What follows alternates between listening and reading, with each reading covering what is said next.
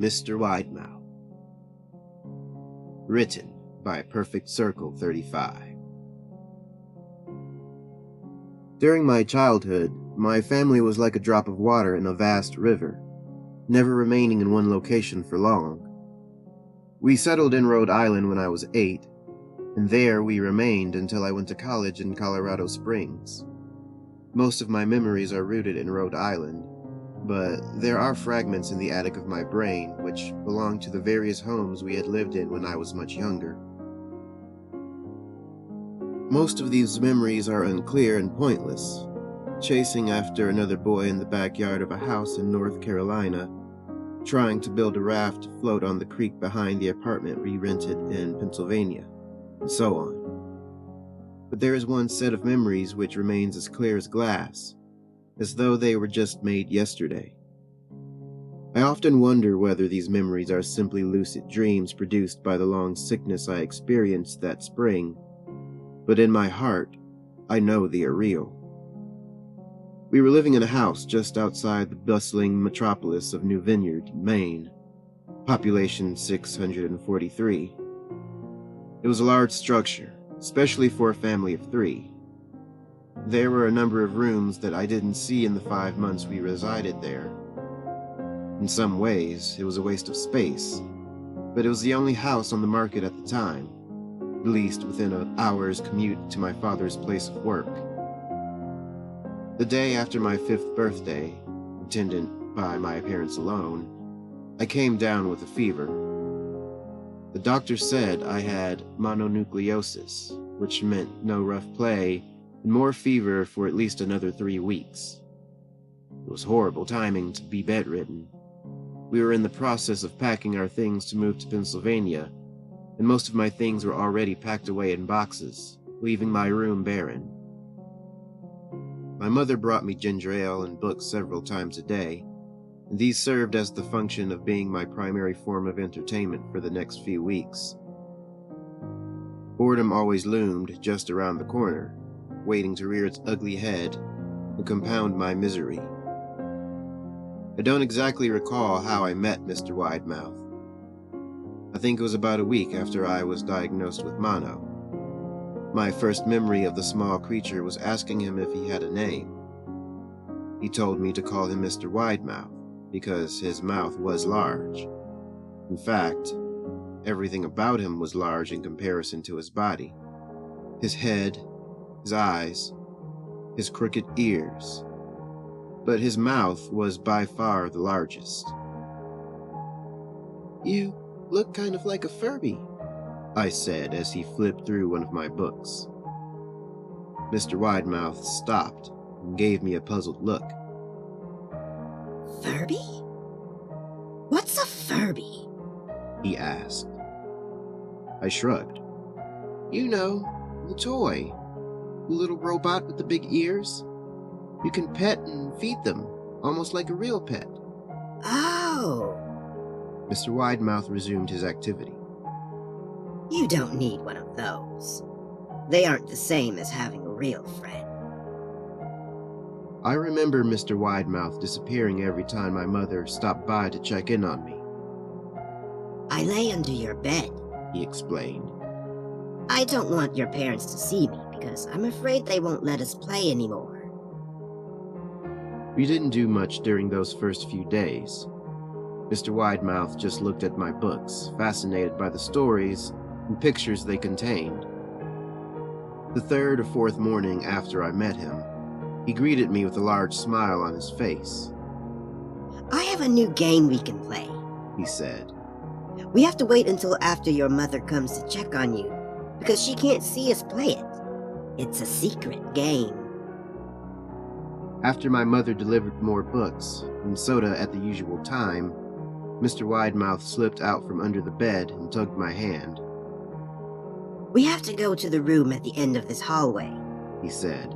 I objected at first, as my parents had forbidden me to leave my bed without their permission. But Mr. Widemouth persisted until I gave in. The room in question had no furniture or wallpaper. Its only distinguishing feature was a window opposite the doorway. Mr. Widemouth darted across the room and gave the window a firm push, flinging it open. He then beckoned me to look out at the ground below. We were on the second story of the house, but it was on a hill, and from this angle the drop was farther than 2 stories due to the incline. I like to play pretend up here, Mr. Widemouth explained. I pretend that there's a big soft trampoline below this window, and I jump. You pretend hard enough, you bounce back up like a feather. I want you to try. I was a 5-year-old with a fever, so only a hint of skepticism darted through my thoughts as I looked down and considered the possibility.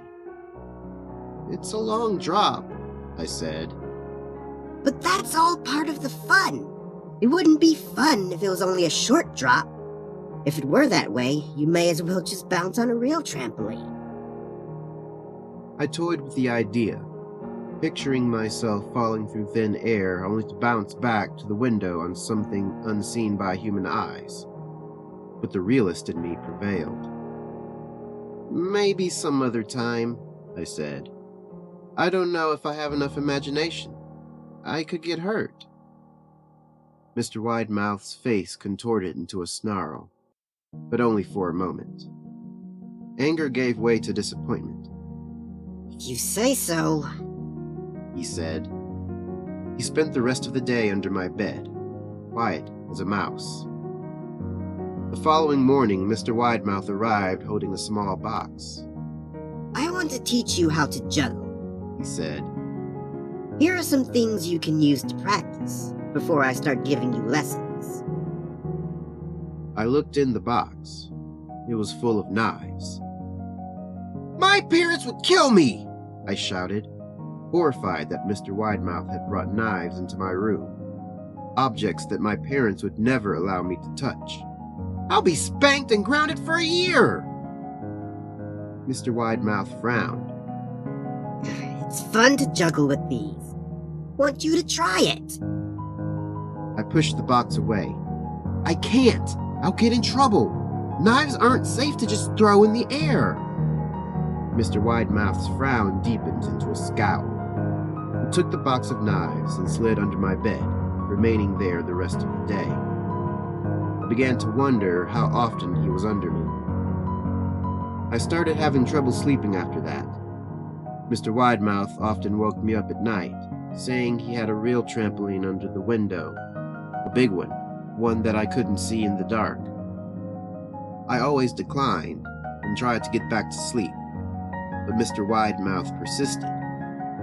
Sometimes he stayed by my side until early in the morning, encouraging me to jump. He wasn't so fun to play with anymore. My mother came to me one morning and told me I had permission to walk around outside. She thought the fresh air would be good for me, especially after being confined to my room for so long. Ecstatic, I put on my sneakers and trotted out the back porch, yearning for the feeling of the sun on my face. Mr. Widemouth was waiting for me. I have something I want you to see, he said. I must have given him a weird look, because he then said, It's safe, I promise. I followed him to the beginning of a deer trail, which ran through the woods behind the house.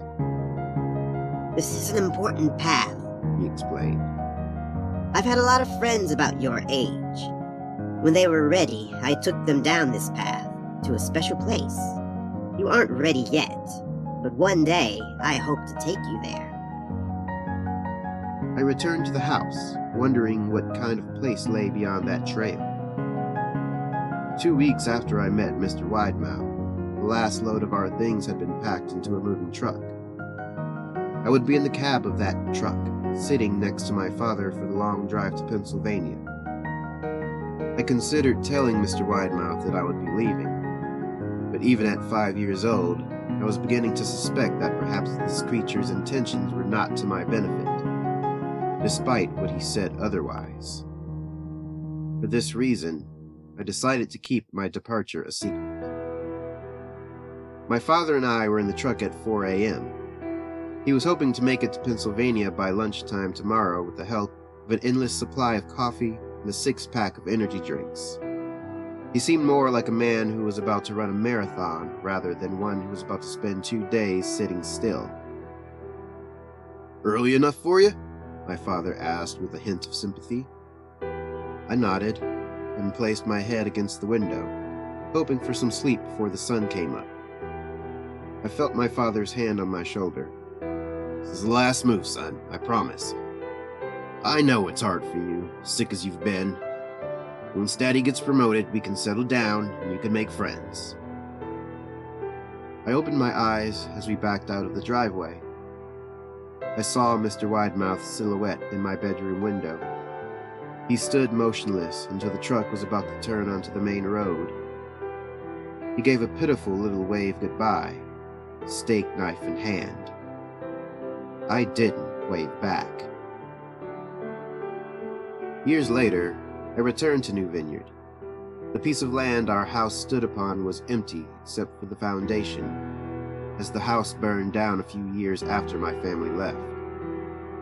Out of curiosity, I followed the deer trail that Mr. Widemouth had shown me. Part of me expected him to jump out from behind a tree and scare the living bejesus out of me, but I felt that Mr. Widemouth was gone, somehow tied to the house that no longer existed. The trail ended at the New Vineyard Memorial Cemetery. I noticed that many of the tombstones belonged to children.